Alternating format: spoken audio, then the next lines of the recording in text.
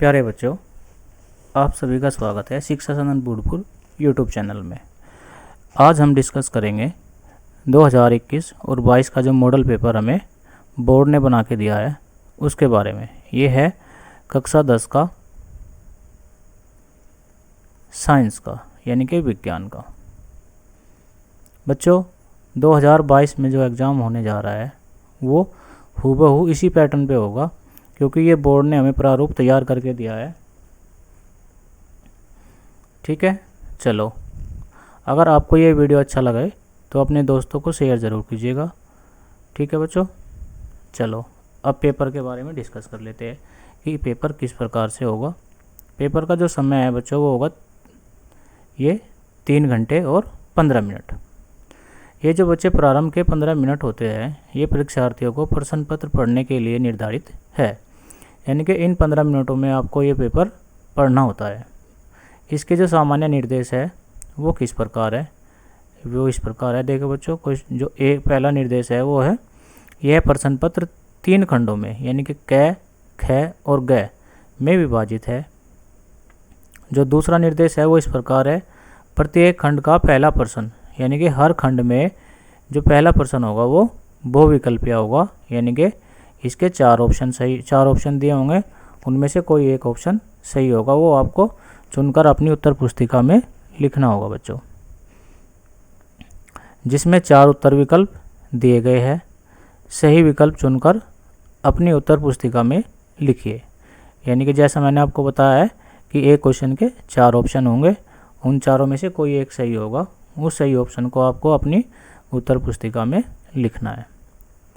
तीसरे पॉइंट में इसने कहा है प्रत्येक खंड के सभी प्रश्न एक साथ करना आवश्यक है। यानी कि ऐसा नहीं होगा कि एक खंड का तो प्रश्न तुमने यहाँ पे कर लिया और इसी का खंड का आपने आगे जाके कोई बाद में कर दिया, ऐसा नहीं।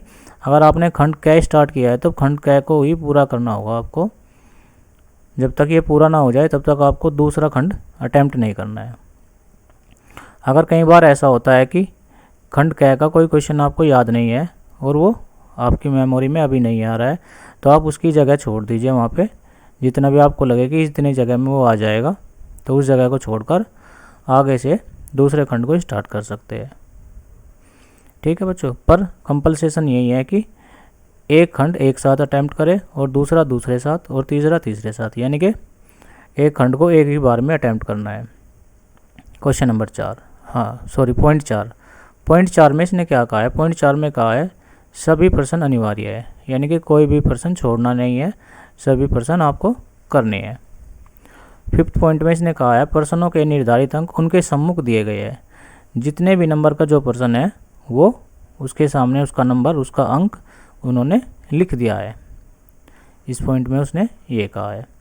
छठे पॉइंट में कहा है आवश्यकता अनुसार अपने उत्तरों की पुष्टि स्वच्छ एवं नामांकित चित्र, यानी कि अपने उत्तर के अगर आपके उत्तर में आपको लगता है कि इसमें चित्र बनाना आवश्यक है तो आपको चित्र बनाना होगा तथा रासायनिक समीकरणों द्वारा कीजिए। अगर आपको लगता है कि इसमें रासायनिक समीकरण लिखनी है तो आपको रासायनिक समीकरण लिखनी चाहिए उसमें।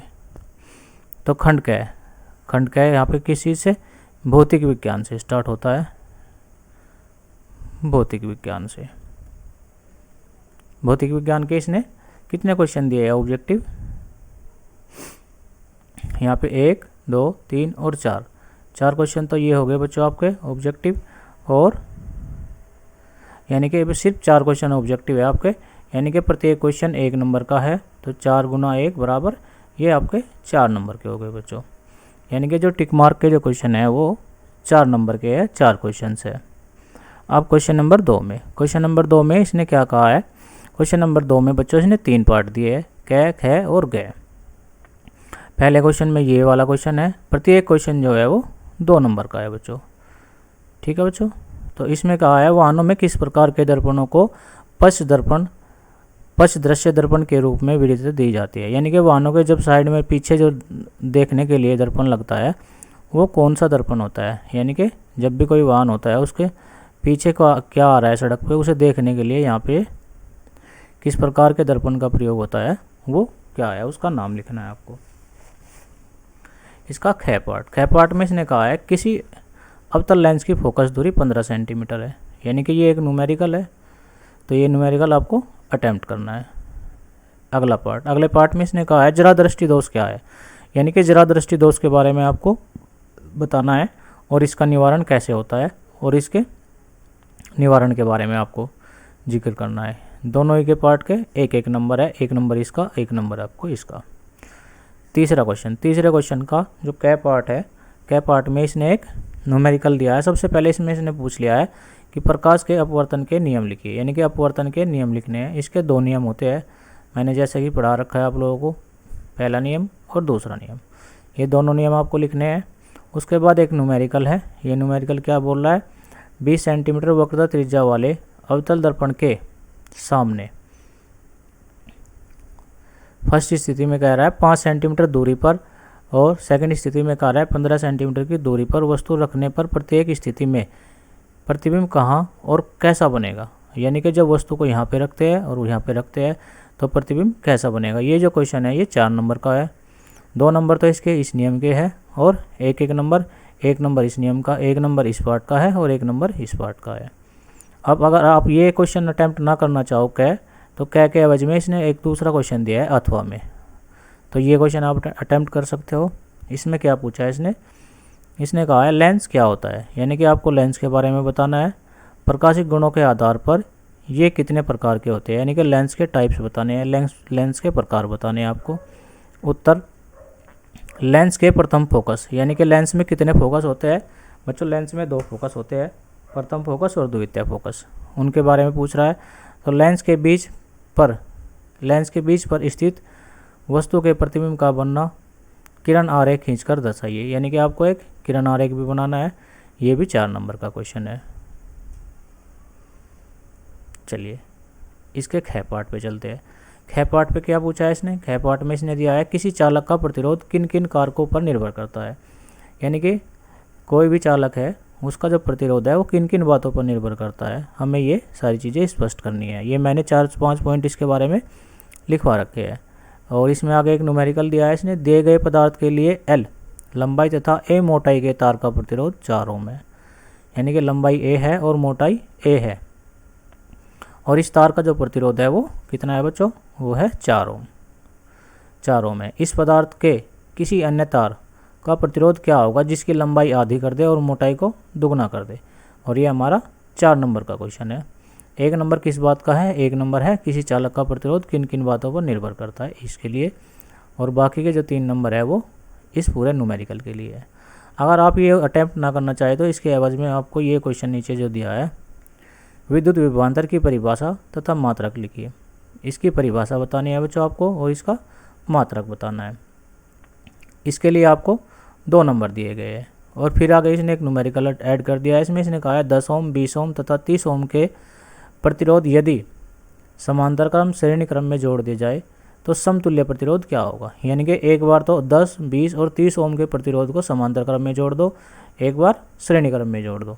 तो इन दोनों के लिए एक एक नंबर इसने निर्धारित किया है और 2 नंबर है हमारे यहाँ तक के लिए। अगला क्वेश्चन नंबर 4। क्वेश्चन नंबर 4 में इसने क्या कहा है, विद्युत मोटर का नामांकित आरेख खींचकर सिद्धांत व कार्यविधि स्पष्ट कीजिए, यानी कि विद्युत मोटर के बारे में आपको लिखना है, टोटली उसका चित्र बनाना है, उसका सिद्धांत भी समझाना है और उसका कार्य किस तरह से वो कार्य करता है। इन सब के लिए उसने 7 नंबर यानी कि 7 अंक निर्धारित किए हैं। अगर आप ये क्वेश्चन अटैम्प्ट ना करना चाहो तो इसके एवज में दूसरा क्वेश्चन है, इसके बदले में दूसरा क्वेश्चन कर सकते हो आप। परिनलिका किसे कहते हैं, परिनलिका चुंबक की भांति कैसे व्यवहार करती है, किसी क्षण चुंबक की सहायता से विद्युत धारावाही परिनलिका के उत्तर तथा दक्षिण ध्रुव का निर्धारण कैसे किया जाता है। तो ये सारी चीज़ें मैंने आपको पढ़ा रखी है, इन सबको आपको करना है। अब खंड स्टार्ट होता है बच्चों ख। खंड ख में इसने रसायन विज्ञान को लिया है, रसायन विज्ञान यानी कि केमिस्ट्री। अब यहाँ से तुम्हारा स्टार्ट होता है रसायन विज्ञान। ये जो ऊपर का पार्ट गया है बच्चों, इसमें आपको ये सारा एक साथ अटेम्प्ट करना है, ऐसा नहीं कि एक क्वेश्चन कहीं पे एक क्वेश्चन कहीं पे। ठीक है बच्चों। अब खंड ख की बात करते हैं। खंड ख में इसने क्वेश्चन नंबर 5 से स्टार्ट किया है। क्वेश्चन नंबर 5 में इसने दिया है, ये इक्वेशन दी है Zn + Cu SO4 और यहाँ पे एरो का निशान है। Zn plus SO4 plus Cu रासायनिक अभिक्रिया किस प्रकार की अभिक्रिया है। हमें इसको बताना है कि ये किस प्रकार की अभिक्रिया है। ये हमारे ऑप्शन है 4, इनमें से कोई एक ऑप्शन ठीक है, उसके बारे में हमें बताना है। ख पार्ट में इसने दिया है जल की कठोरता हटाने के लिए निम्न में से किसका उपयोग किया जाता है। इन चारों में से बताना है हमें किसका उपयोग किया जाता है। ग निम्न में से किस यौगिक में OH एक क्रियात्मक समूह होता है। बताना है कि OH इसमें से किस में एक क्रियात्मक समूह होता है बच्चों। क्वेश्चन नंबर 6 में क्या कहा है इसने, रेडॉक्स अभिक्रिया से क्या अभिप्राय है। यानी कि रेडॉक्स अभिक्रिया हमें बताना है ये क्या होता है। रेडॉक्स अभिक्रिया एक इस प्रकार की अभिक्रिया होती है जिसमें ऑक्सीकरण और अपचयन दोनों एक साथ होता है बच्चों। रासायनिक अभिक्रिया का उदाहरण देकर समझाइए, और इसका एक एग्जाम्पल भी देना है आपको जिसमें अपचयन भी हुआ हो और उपचयन भी हुआ हो, यानी कि रेडॉक्स अभिक्रिया हो। बेकिंग सोडा बनाने की विधि तथा उपयोग लिखिए। तो बेकिंग सोडा बनाने की विधि तथा उसका उपयोग भी हमें लिखना है बच्चों।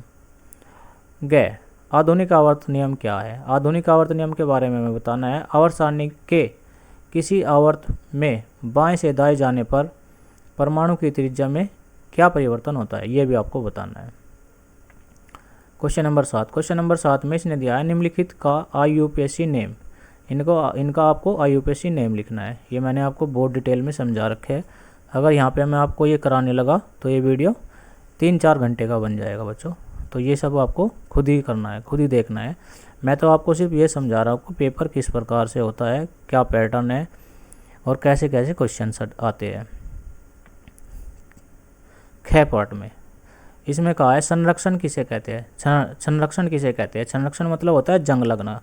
धातु के संरक्षण रोकने की 2 विधियों के नाम लिखो। ये मैंने आपको डिटेल में करा रखा है और मैंने एक वीडियो भी बना रखा है इसके ऊपर, ये जो महत्वपूर्ण क्वेश्चंस है इनके ऊपर केमिस्ट्री के। क्वेश्चन नंबर 8 में इसने कहा है निम्न पर टिप्पणी लिखिए, यानी कि इन पर हमें टिप्पणी लिखनी है। फर्स्ट, कार्बनिक यौगिकों में प्रतिस्थापन अभिक्रिया, इस अभिक्रिया के बारे में हमें लिखना है। साबुन की सफाई प्रक्रिया, साबुन सफाई कैसे करती है। और समजातीय श्रेणी क्या है। अगर आप क्वेश्चन नंबर 8 ये अटैम्प्ट ना करने चाहते हो तो इसके बदले में एक अथवा में दिया है इसने, ये निम्नलिखित का रासायनिक समीकरण लिखिए। इनका रासायनिक समीकरण लिखना है आपको। ये 4 इन्होंने स्टेटमेंट दिए हैं, इन चारों का हमें 4 कहाँ बच्चों, ये तो 5, 6 और 7, ये 7 स्टेटमेंट दिया है इन्होंने। इन 7 की हमें रासायनिक समीकरण लिखनी है। यहाँ तक केमिस्ट्री का जो भाग था वो कंप्लीट हो जाता है। अब शुरू होता है बायोलॉजी, यानी कि जीव विज्ञान।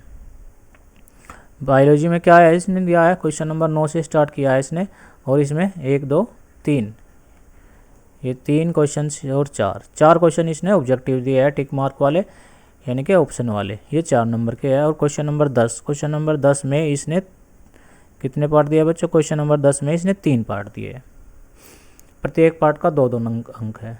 ठीक है बच्चों, इनको आपको अटेम्प्ट करना है। अब क्वेश्चन नंबर 11 में इसने क्या कहा है, इसमें भी इसने एक क्वेश्चन दिया है और उसके अथवा में एक क्वेश्चन दिया है। इन दोनों में से या तो ये अटेम्प्ट करो या ये अटेम्प्ट करो। फिर क्वेश्चन नंबर 6 में भी इसने ऐसे ही किया है, या तो ये क्वेश्चन अटेम्प्ट करो या ये क्वेश्चन अटेम्प्ट करो। प्रत्येक का कितने मार्क्स है, 4-4 नंबर बच्चों, यानी कि 4 नंबर इसके है और 4 नंबर इसके है। क्वेश्चन नंबर 12 में इसने क्या कहा है, मानव पाचन तंत्र का नामांकित चित्र बनाइए। यानी कि पाचन तंत्र के बारे में आपको उसका चित्र बनाना है, उसके बारे में प्रत्येक का नाम लिखना है, कहाँ क्या है, सब चीज़ों का वर्णन करना है। और इसके जो कुल अंक है बच्चों वो है कितने, 7 नंबर बच्चों। अगर आप ये ना करना चाहते हो तो इसके एवज में इसके अथवा में एक क्वेश्चन इसने दिया है, पादपों में परिवहन से आप क्या समझते हैं। पौधों में जल, भोजन तथा अन्य पदार्थों के स्थानांतरण को स्पष्ट कीजिए। ये भी 7 नंबर का है बच्चों। अगर आप ये वाला क्वेश्चन नहीं अटेम्प्ट करना चाहते हो तो ये वाला अटेम्प्ट कर सकते हो। यहाँ तक आपका ये पूरा पेपर कंप्लीट हो जाता है।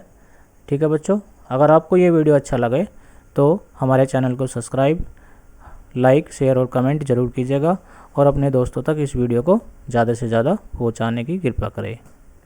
धन्यवाद।